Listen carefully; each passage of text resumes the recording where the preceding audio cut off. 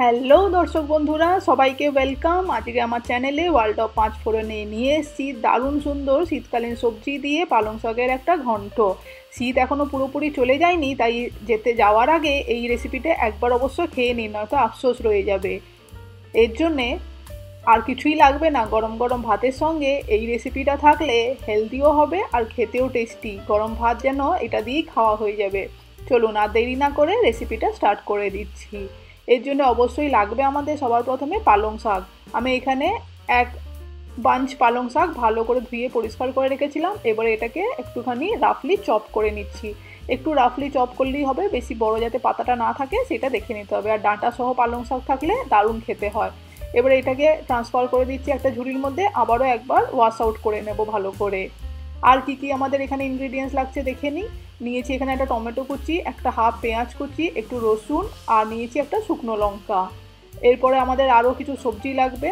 নিয়ে নিয়েছি এখানে বেশ কয়েকটা মুসুর ডালের বড়ি, নিয়ে নিয়েছি এখানে কুমড়ো, একটুখানি সিম, বেগুন, নিয়েছি এখানে কচু আর মূলো। সব কিছু এরকম রাফলি আমি ডাইস করে কাট করে নিয়েছি। এই সমস্ত সবজি দিয়ে কিন্তু পালং শাকের ঘন্টটা দারুণ জমে যাবে। কড়াই গরম করতে বসিয়ে দিয়ে দিলাম 2 চামচ ভর্তি করে সর্ষের তেল। অবশ্যই সর্ষের তেলেই ট্রাই করবে রেসিপিটা করতে, তাহলে অথেন্টিক বেঙ্গলি একটা ফ্লেভার আসবে। এরপরে তেলটা গরম হতে তাতে যে মুসুর ডালের বড়িগুলো বার করে রেখেছিলাম সেইগুলো আগে ভেজে নেব। ভালো লালচে করে ভেজে তুলে সাইডে রেখে দিচ্ছি।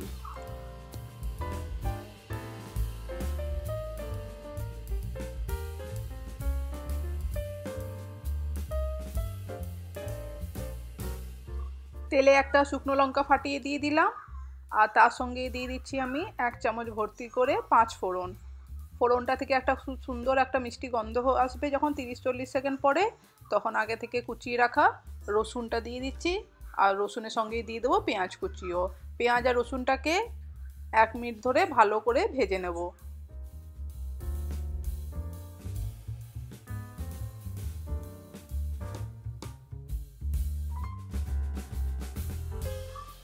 ভালো করে পেঁয়াজ রসুনটা ভাজা হয়ে গেছে। এরপরে দিয়ে দিচ্ছি সবজিগুলো, মূলো, কচু, বেগুন, কুমড়ো আর সিম। তোমরা চাইলে আলুও দিতে পারো এর সঙ্গে। সবজি দিয়ে ভালো করে নেড়ে চেড়ে আরও কিছুক্ষণের জন্য একটুখানি ভেজে নেব।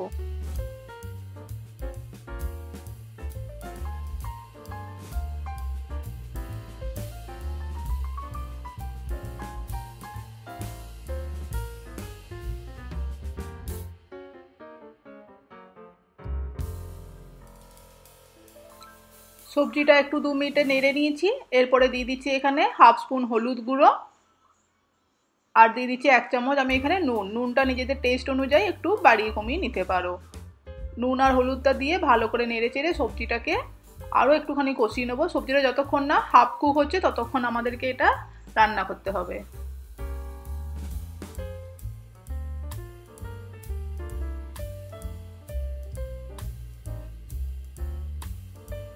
টমেটো একখানা কেটে রেখেছিলাম, সেই টমেটোটাও দিয়ে দিলাম। দিয়ে ভালো করে নেড়ে চেড়ে মিক্স করে এবার এটাকে ঢাকা দিয়ে দেবো লো ফ্লেমে। এখনও কিন্তু কোনো জল টল ব্যবহার করিনি। লো ফ্লেমে এটাকে 5 থেকে 7 মিনিটের জন্য কুক করব, যাতে সবজি থেকে নিজস্ব জল বেরিয়ে আসে আর সবজিটাও হাফ কুক হয়ে যায়।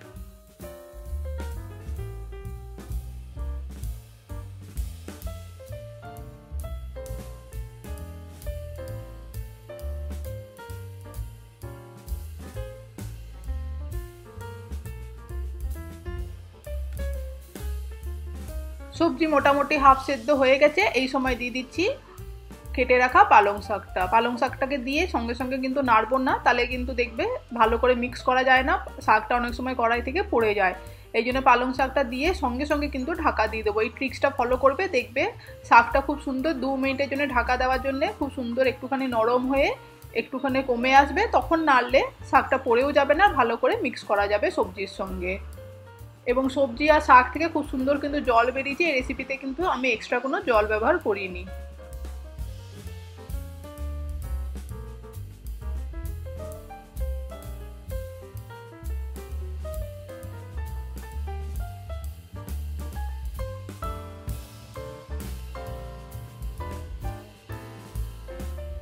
সবজি আর শাক সমস্ত কিছু ভালো করে মিক্স হয়ে গেছে। এই সময় যে বড়িটা ভেজে রেখেছিলাম সেটা হাতে এরকম হালকাভাবে একটু গুঁড়িয়ে দিচ্ছি, একটু ক্রাশ করে দিচ্ছি, দিয়ে ভালো করে আবারও মিক্স করে আবারও ঢাকা দিয়ে দেবো 5 মিনিটের জন্যে।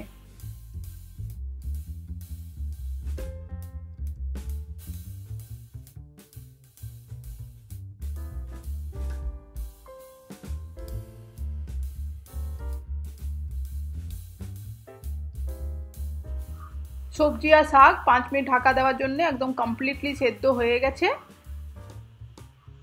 আমাদের কিন্তু রেসিপি একদম শেষের দিকে, বাট আরও একটা ইনগ্রিডিয়েন্টস দেওয়ার বাকি আছে। আমি কিন্তু কোনো ঝাল ব্যবহার করিনি এখনো পর্যন্ত, আর কোনো মশলাও ব্যবহার করিনি। জলটা একটু কিন্তু শুকিয়েই দেবো এখানে, যাতে কোনো এক্সট্রা জল না থাকে। এরপরে দিয়ে দিচ্ছি আমি একটা ভাজা মশলা, উপর থেকেই দেবে ভাজা মশলাটা, তাহলে খুব ভালো ফ্লেভার আসবে রেসিপিটার মধ্যে।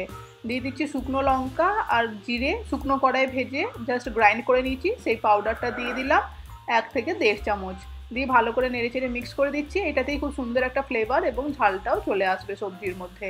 তারপর এটাকে ডিশ আউট করে দিচ্ছি গরম গরম। এই রেসিপিটা পালং শাক দিয়ে ঘন্ট বা চচ্চড়ি যাই বলুন না কেন, এটা একবার অবশ্যই শীত চলে যাওয়ার আগে ট্রাই করে দেখুন, গরম ভাতের সঙ্গে ভালো লাগবে খেতে। এই রেসিপি এই পর্যন্তই থাকলো বন্ধুরা, আশা করি ভালো লেগে থাকবে। যদি ভালো লাগে চ্যানেলটা যদি সাবস্ক্রাইব না করা থাকে যেতে যেতে সাবস্ক্রাইব করে দেবেন, পাশে থাকা বেল আইকনটাও প্রেস করে দেবেন, তাহলে লেটেস্ট নোটিফিকেশান পৌঁছে যাবে আমি যখনই নতুন এরকম রেসিপি নিয়ে আসবো। চাইলে আমাকে ইনস্টাগ্রাম ফেসবুক পেজেও ফলো করতে পারেন, আমি ডেসক্রিপশন বক্সে লিঙ্কটা দিয়ে দিচ্ছি। আমার চ্যানেলে প্লে লিস্ট এবং শর্টসও আপলোড করি, চাইলে সেটাও দেখতে পারেন। এরকমভাবে পাশে থাকবেন, সাপোর্ট করবেন, নতুন রেসিপি নিয়ে জলদি ফেরত আসছি। সবাই ভালো থাকবেন, সুস্থ থাকবেন, থ্যাংক ইউ।